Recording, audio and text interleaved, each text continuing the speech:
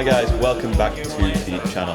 As always, I hope that you are keeping well and doing very, very good. Today's video, we are talking all things rogue decks. I love rogue decks. I've always loved rogue strategies, but I think that recently the term rogue has been used in a bit of a overgeneralized way. So I think it's important to establish exactly what I mean when I use the term rogue deck. Well, to me, a rogue deck is an archetype or a strategy which falls outside of, say, the top 3 to 5 decks in any given metagame. I know that some people use like tier lists, like tier 1, tier 2. For me, anything that's not a kind of top 5 to 10 deck would be classed as a rogue deck. Take Mermail as an example in the current format. It's a very strong deck, of course it is, but it's definitely not in what I would consider to be the top 1 to 10 decks. I'm sure most Yu-Gi-Oh players will tell you there are a few better feelings than sitting down from your opponent who has no idea what any of your cards do, what your deck's trying to do, and you just completely catch them off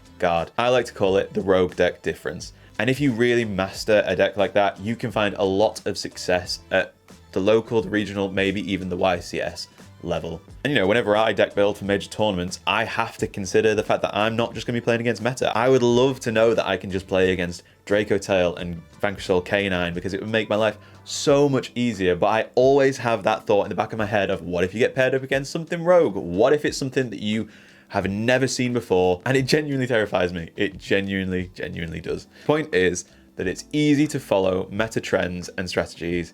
It's difficult to expect the unexpected. And I think that point was proven this last weekend at YCS Las Vegas when Art Mage K9 won the whole thing, piloted by the one and only Distant Coda. Now, I'll even admit I've played Art Mage before, both in the TCG and in Genesis, and I like the deck, but to be honest, I did doubt that it could perform at the higher tier events. Maybe it could do well at a regional, but it's definitely not something that I ever considered taking to a YCS, for example. But I was proven wrong, and I was so glad that I was proven wrong, because I love it when a player can take their favorite deck, even if it's not the strongest, and still find success with it. For me, that's one of the most fun things that you can do in Yu-Gi-Oh! Is find your pet deck and master it and be that guy, be the Art Mage guy, the tin dangle guy.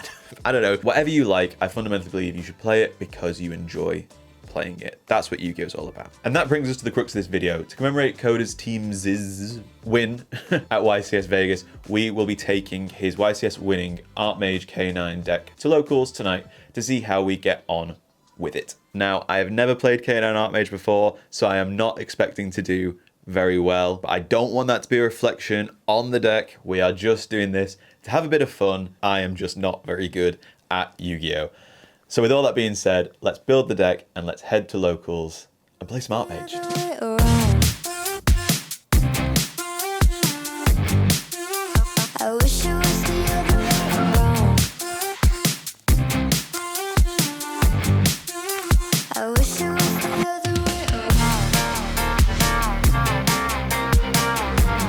So update, it turns out that we don't actually have all of the K9 cards that we need to finish building the deck. So we have come down to the Gamers Lodge a little bit early to meet up with Tony, and he's going to help me piece together the last few bits that I need to build the deck ready for locals tonight. You all right? Do you want to be on the camera? Do you want to be in frame? Yeah. Do I get to use this cool microphone? I have a cool microphone. Everybody, he's got a cool microphone. It's not on. It's not plugged in. This one. Guess the card. Guess the card.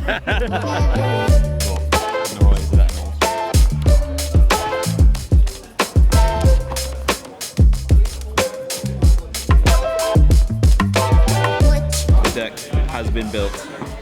A test match has been completed against any craft. We finally won. It's nice to play a deck that can beat any craft. And we are now playing X-Saber Stretch Deck mirror matches. Prime testing content.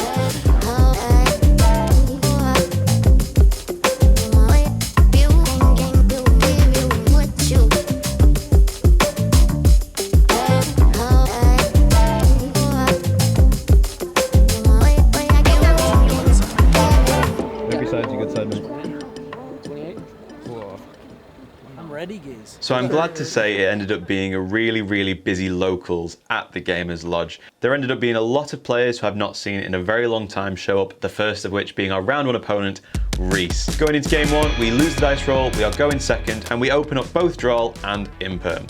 Reese is going to start by activating Fiendsmith Tract, adding and discarding Lurry. Lurry attempts to bring itself back, but we chain Droll and Lockbird. The Lurry is immediately linked off into Requiem. Requiem summons out Lacrima, and we want to stop access to Engraver, so we do chain our Imperm to the Lacrima. Thankfully, this seems to be a good call because Reese normal summons Fuvalos and overlays into Gagaga Cowboy.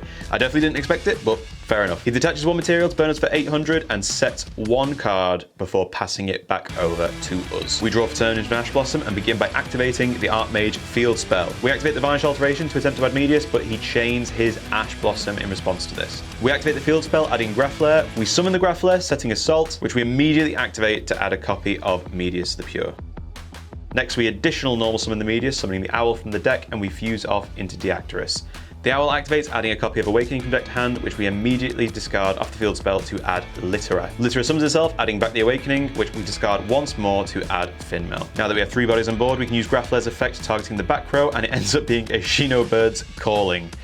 Definitely not what I was expecting. We summon the Finmel and we beat over the Cowboy. We then swing in for a lot of damage. In main phase 2, I realized that I haven't used my normal summon, so we tribute summon the Canine Lantern, and Reese sees it right on the wall and scoops up from there. Game 2, we're going second again, and our hand looks pretty stacked with Izuna and Ash Blossom. Reese once again activates Fiendsmith's Tract, summons out the Lurry, and links it off into Requiem. In response to the Requiem, we do chain our Ash Blossom, and this puts an end to Reese's turn. At the end of his main phase, we use Izuna's effect. Izuna's going to send the Lupus summons itself back, and in response to its effect, Reese does have a copy of Fuvalos. We summon Ripper and resets 1 card before passing it over to us.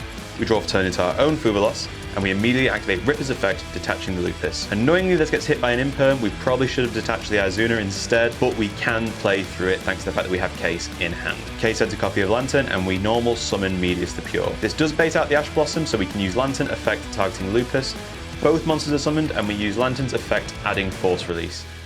At this point, this is lethal on board, so Reese scoops it up there, securing us a very firm 2-0 victory. On to round 2, and we are playing against our good friend Jamie. Jamie's actually piloting his favourite deck in Orcus, but we win the dice roll and we are going first, and our hand is absolutely insane. We start with a normal summon Roy, and that gets hit by Jamie's Fuvalos. Thankfully, we have got our Call by the Grave to stop the Fuvalos, and we summon out Lantern. We activate Lantern's effect to search, putting Jamie on better have Droll, and unfortunately he has got Droll. We use Izuna's effect to summon herself and send Lupus. Lupus summons itself from grave, and we overlay into Ripper. We get greedy and we activate the Case just so we can get free hand knowledge with Noroi, and we see a Kusanagi as well as a Symbol Skeleton. So here I'm feeling really good. We overlay into the Nash Knight with our 2 remaining monsters. We set 1 card and we pass over to Jamie. Jamie immediately slams down the Imperm, targeting our Nash Knight, and normal summons the top decked Gearsu. He's too nice with it. He's too nice with it. We have to Imperm this, and he links into Galatea. Galatea adds the Crown, which is immediately summoned. Jamie then links the 2 monsters into old Galatea and summons new Galatea back with her own effect. Now he's able to set Crescendo and overlays into Dingirsu. Dingirsu's going to send the Nash Knight, and then he beats over the Ripper. In main phase 2, he links both monsters off into SP. He SP targets Lupus. We are able to chain Lupus to dodge the SP. And finally, he uses Symbol Skeleton Engraved to summon back Galatea. He passes on over to us, where we draw a copy of Assault, and we immediately move to the battle phase to beat over Galatea and turn off the Crescendo. Jamie only has 1 card in hand, so we tribute over the Lupus to normal summon the Noroi. Noroi grabs a copy of Jokul. Jokul adds a copy of Lantern, and before we know it, we've swarmed the board with Canine monsters. We had a copy of Force Release with Lantern's effect, and we overlay into Jax. We use Jax effect targeting the Crescendo, not realizing it can only pop monsters, but it doesn't change much because Jamie chains the SP, banishing our Izuna. We set the Force Release before passing it back on over. Jamie draws for turn into a copy of Babel, which is so strong, and eventually he's able to put on the pressure, and we lose what I thought would be an unlosable Game 1. Game 2, we are going first, and we open a hand of all non-engine apart from the Art Mage trap. All we can do is set 1, set 2, pass it on over, and hope for the best. Well, stand by. Yeah. Yeah. Oh my God. In response to the Feather Duster, we chain Awakening, summon Medius the Pure from deck. We use his effect to summon the Owl, but Jamie, of course, has the Fuvalos. We give him the draw because we have to put up some kind of defense, and of course, he has got the Imperm, which turns off the Owl. He normal summons the Gear Suit, and we are playing on hard mode. He sends the Heart Porrow, which we immediately banish with the Druid Swarm in hand, and he used Gear Suit's second effect to summon 2 tokens. He links off 1 token into Galatea. Galatea adds a copy of Babel, which is immediately activated. Both monsters are then linked into old Galatea, and when he tries to summon the new one from grave, we hit that with the Magnum up. We use the iconic line, and Jamie's seen enough, he scoops them up. Somehow he managed to win that one, even when all hope was lost. Now, unfortunately, in game 3, my camera battery ended up dying halfway through, so we didn't capture the full thing, but it was another really funny game. We drew no hand traps going second, and it was the first time that Jamie got to see any of his Mitsurugi cards. Thankfully for us, when he went to go and summon the zombie vampire, he completely missed not just any Orcus names, but any dark monsters from either of us, and so he kind of just ended on Murakumo Pass with a set prayers. Don't get me wrong, it's still strong, but we just had so much engine in our hand that after a couple of turns, we actually managed to beat him down with like a 10,000 attack point Nibiru token. I've been playing against Jamie for as long as I've been going to locals, and so at this point, I would be really disappointed if our matches just weren't as ridiculous as these ones. But anyway, at this point, we were undefeated going into round 3. We're about to face our toughest challenge yet, as we are playing against Timo on Vanquished Soul K9, a deck that he has been playing religiously since Justice Hunters came out, and this is the first time that we have played the K9 cards ever. Let's see how that goes. So round 3 starts, we lose the dice roll, we are going second, and Timo starts off with normal summon Raisin. Raisin, of course, is adding Holy Sue, which is immediately followed up by a Chaotic Elements. This is going to add a copy of Jokul from deck, and the Raisin is linked off into a copy of Rocks. Raisin is added back, and Sue is summoned. Next, Timo is going to activate State Your Soul, revealing Druid Swarm, and this is as good a point as any for us to activate our Fuvalos. Mad Love is summoned, which adds a copy of the Field Spell, which is immediately activated. The Field Spell is going to add a copy of Caesar Valius from deck to hand, and in the end phase, it's going to set the Vanquished Soul trap. Still in the end phase, Sue is going to use her effect to summon a copy of Heavy Borga from deck, giving us one final draw before we draw for turn. In the draw phase, we use our second copy of Fuvalos, because why not? We then use our Imperm, targeting the Rocks. We move to main phase and normal summon a copy of Noroi. We use Noroi to summon a copy of Izuna, and she's going to send a copy of Lupus. We overlay into a copy of Jax before attempting to pop the back row, and Timo informs us that it can only pop monsters. So we use its effect to pop the Rock.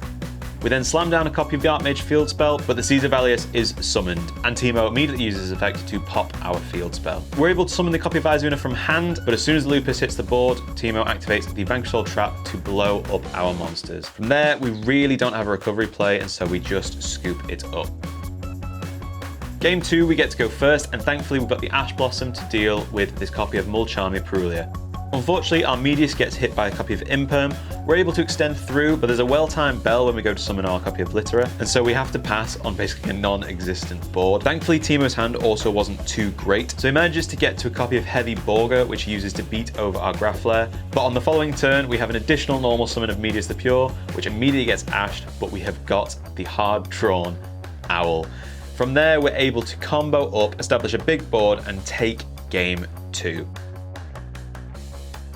In true Yu-Gi-Oh fashion, game 3, Timo goes first and normal summons the Noroi into no hand traps. He combos up into a big Vanquished Soul K9 board, which is going to be really tough for us to break. We do have a copy of Talents in hand, which we are able to proc ourselves by normal summoning Medius into a Sayu zone, but it's just not enough. Over the next few turns, we get overwhelmed by resources, and eventually we take our first match loss of the day. I mean, what did you expect? Playing a deck that we are piloting for the first time against somebody who's been piloting theirs for 8-9 months at this point, and he's nice with it too. He's nice with it. Damn, it is getting dark in here. One sec.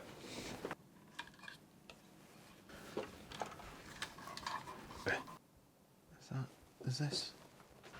Make content, they said. It would be easy, they said. So that brings us down to the final round of the day. Can we beat the infamous X2 curse with Art Mage K9? Well, unfortunately not. In the final round, we get paired up against Marius on Fiendsmith Yummy. We lose the dice roll yet again, and even though we're able to really slow him down with our Ash Blossom and our Izuna, our unfamiliarity with the K9 cards mean that we unnecessarily play into the Wave High King Caesar that he is able to set up. I forget that I can just normal summon them if he has only 2 cards in hand. I think I would have been able to take it because I could have just normal summoned the Lantern, added Case, and that gives us the attack point boost to beat over the Caesar. But unfortunately, I did not see that line at the time. And then in game 2, he Fuwa losses us on the normal summon of Noroi. And to be honest, I just wanted to see how far the deck could go under Fuwa loss. I set up a really wide board, giving him quite a few draws, and I was really pleasantly surprised at how well we managed to fend him off. But Fiendsmith cards are good, Yummy cards are good, and after basing out absolutely every single bit of interruption we had, he goes special summon Cupsy, and I just scoop it up from there because I can read the writing on the wall. So no, Art Mage K9 was not the deck for us to overcome the X2 curse at locals, but that's okay. That is okay. As I said earlier, the point of this video has not been to be some kind of selling point for Art Mage K9. I do think that if you have the cards available to you, you should give it a go because the Art Mage cards are insanely fun and the K9 cards are completely broken. But no, the point of this video has been to act as a reminder to you guys, as well as especially to me, that you can have fun with your pet decks. You can find success with your pet decks, either taking them to locals or a regional or a YCS. You know, if you're willing to put in that time and effort to really evaluate the format and see how your deck can fit in that, you know, you can set yourself up for some real success. I mean, not me, I'm going to go X2 at locals indefinitely. But hey, I had so much fun taking Art Mage K9 to my locals, and it's really inspired me to want to try and take my pet deck to locals. Mitsurugi Phantom Knights when? Subscribe, find out. But yes, that is kind of all I have to say for this video.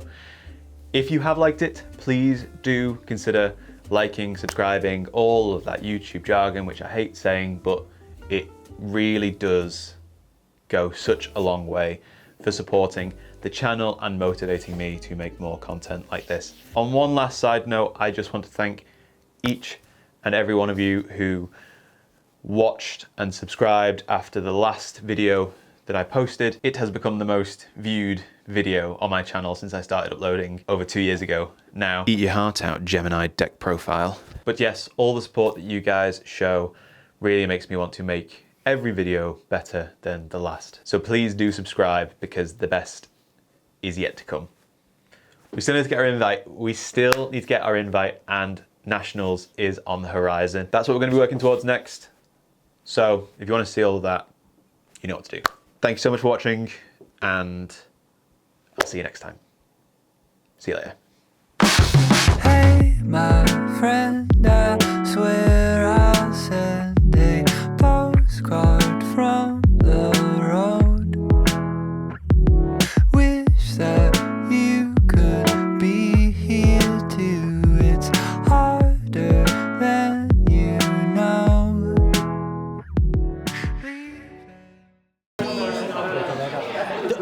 He really fluid me